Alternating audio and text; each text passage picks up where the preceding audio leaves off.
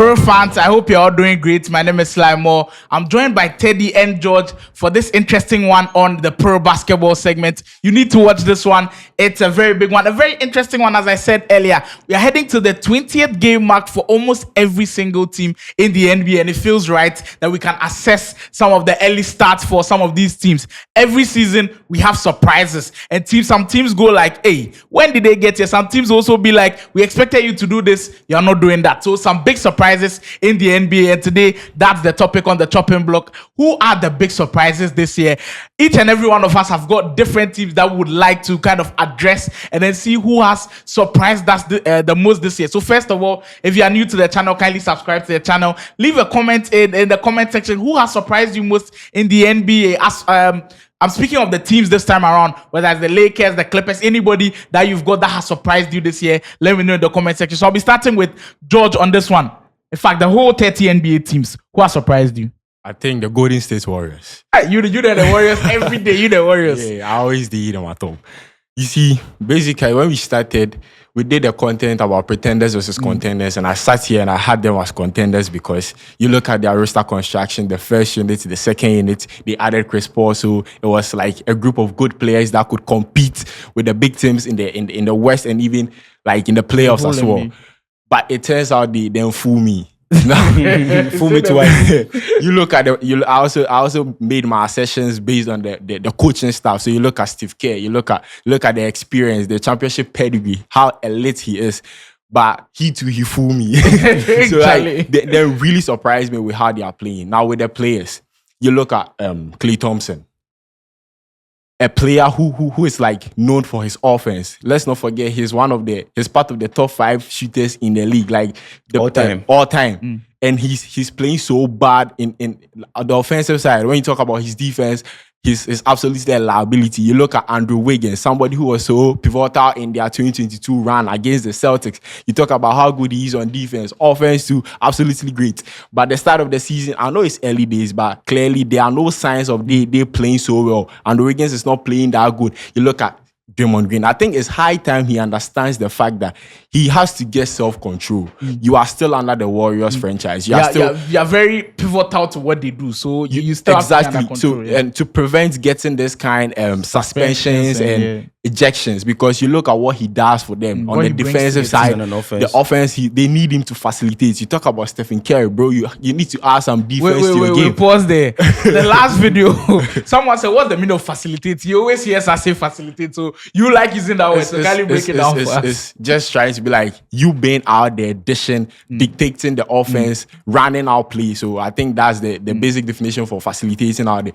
Now, I also like to talk about the coaching. You talk about Steve Kerr. You look at you cannot question his credentials. He's a great coach and an elite manager, winning the chip 4 times. But his rotations this time around is surprising. You talk about their match against the Sacramento Kings.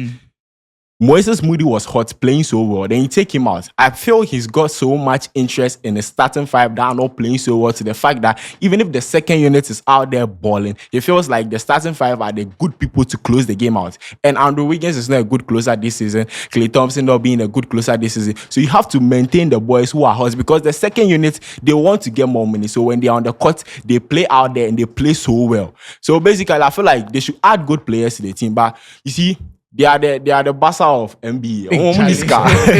They have no assets. So the last time when I was on the space with Kenas, he said the Warriors need to like completely destroy the team. Like you have Stephen Curry. So we said that the dynasty has ended. We already said that. You just have to offload Stephen Curry because you have no pick. They have nothing at the moment. So and there's no team that pick to where they carry go pick wise man. There's no team that will be like, I'm rejecting Stephen Curry. Everybody. So I feel like they are surprising me. I sat here and said they are contenders, but now it's like right now more of like pretenders, and they are not even going to make the play-in. Not talk of the playoffs. Well, it's no surprise that George has them as a surprise team. They've been underperforming, under 500. We didn't expect that from the Golden State Warriors, former NBA champions, and it's no surprise that George had them. Now I'll move to Teddy for this one. A lot of surprises in the NBA this year. I've seen teams who we didn't expect to do great things. Who do you think has surprised you the most this year? The Minnesota Timberwolves. I'm surprised. Number 1 in the East. I'm surprised myself because I didn't see this coming. They are number one in the West, like you said. In the East. In the West. West. Sorry. Number one defensive team in the NBA. And then there's a downside to it. It's like no one is talking about them because they are a small market. They have a small market compared to a team like Lakers. If Austin Reeves scores 6 points and then dunks on a player, alone. the noise alone is serious as compared to a Minnesota, except Ant. So let's talk about their defense this season. Apart from Mike Conley, who is a starter, the rest, they have size. Everyone has size. And so it makes it hard for teams who are hunting for the switches, hunting for mismatches. You can't, because when you switch, you get a big. When you switch, you get a big. And it's either you are driving down the lane or you are shooting, which is very difficult. And then they have three bigs. They have Rudy, they have Katz, and then they have Reed. Two of these bigs are always on the floor at every time. Every single time. Chris Finch makes that possible. There's double rim protection, and then on the offense, it's either one is spreading the floor and one is in the paint, or both are in the paint, and then they are completely casting that driving lane of you can't get to the basket without you being challenged, without you being contested. That's what they bring to you just cannot. And let's talk about Rudy Gobert. Rudy Gobert last season was awful. Very, very bad. We've been clowning this man, but this year play like a defensive player of the year. I was about to say this season, he has been playing like a defensive player of the year, and he's in an amazing shape this season, and we can't even downplay it. Last season he was only contributing on the defensive side. This season, on both offense and on defense, he's giving points. He's scoring double digits on offense, and on defense he's giving blocks. Amazing. Let's talk about Karl Anthony Towns. Last season he was a 5, and then now he was sent into a 4. So last season was kind of an adjustment for him. This season he's in the 4, and then it has given him so much opportunity to do so many things. Because when you are a 5 and then there's a switch, you can't go for the switch because you have to go and protect your rim. But now he's the 4. There's the opportunity to, I can go for the switch or I can drop. And there's that thing where he can also make the decision where I can go for the drop coverage, or I can go for one-on-one defense or on my primary on-ball player. Exactly. It's amazing for him. And let's talk about Karl Anthony Ant. Let's talk about Anthony Edwards. Exactly. So I feel like Anthony Edwards, this Team USA journey he went on has been so amazing for him. He came back and then he has been a beast. Even on defense, because I feel like he sets the tone on defense for them. Because if you have someone who is so tenacious, who is like I should say maybe a beast, sets the tone, and everyone is like 100%. And there are certain plays that they've been running this season because you have two bigs, and obviously pick and roll should be part. And there's this play I've actually realized them playing. It's the long curl. So you find Ant moving around, and then once he's moving from the corner to the wing to the top of the key, you see one of the players just screening his primary defender on his tail, and then he gets the easy. You see that he's going down the lane or he's shooting a three.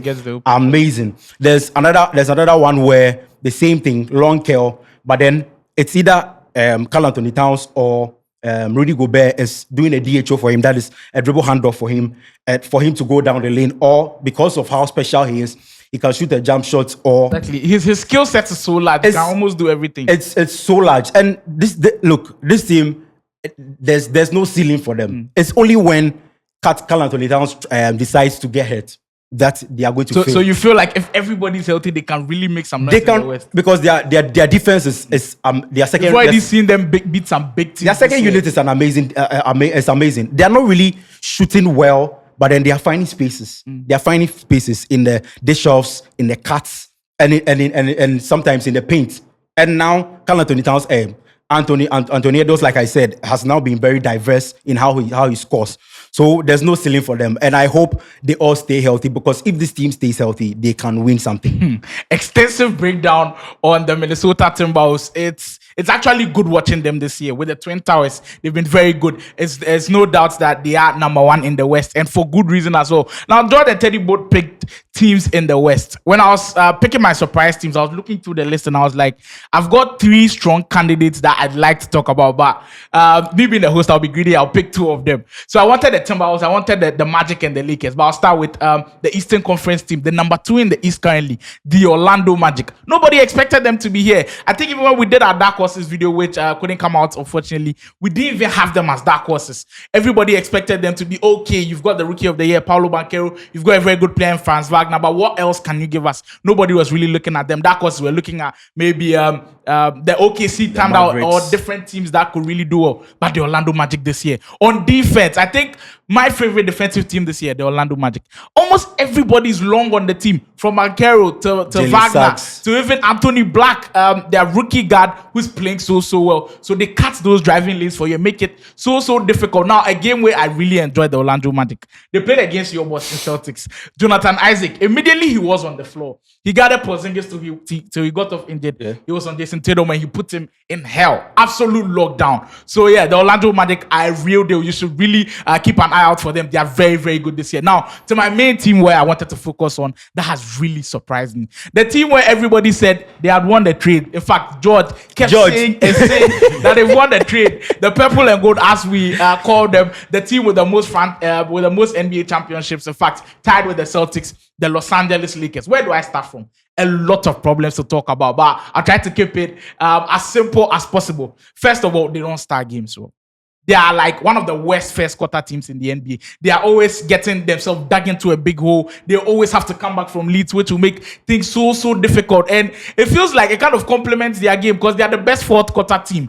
In clutch time, there's nobody like the Los Angeles Lakers, of course. But you've got LeBron James, you've got composure, you've got everything. Now let's go to another situation which makes them kind of poor to start the season. Rebounding. I kind of said earlier that rebounding should not be a problem for them because of their size. Once you've got Anthony Davis, you should be a good rebounder. But here's one interesting stat that tells you that they are a very poor rebounder. According to Cleaning the Glass, the Lakers are dead last in league defending putbacks as opposition has scored an incredible 129.4 points per 100 putbacks this season.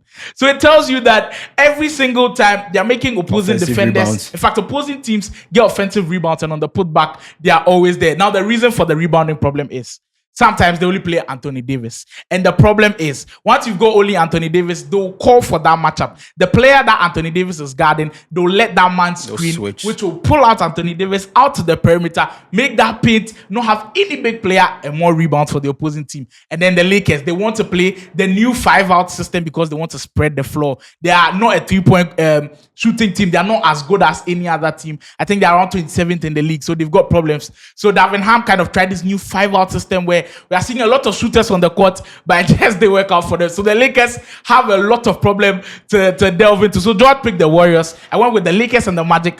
Teddy picked the Timberwolves. That's how we'll close this one out. Who has surprised you the most this year? I feel like there are a lot of teams we could speak about. Maybe the Thunder, the Kings, in fact, the Clippers also. Even struggling. The Rockets. Even exactly, the Rockets. A lot of teams to pick out there. So let me know in the comment section what you think. Hey, Charlie. So that's how we'll be closing this one. Make sure you subscribe to the channel. Like the video if you're enjoying the video.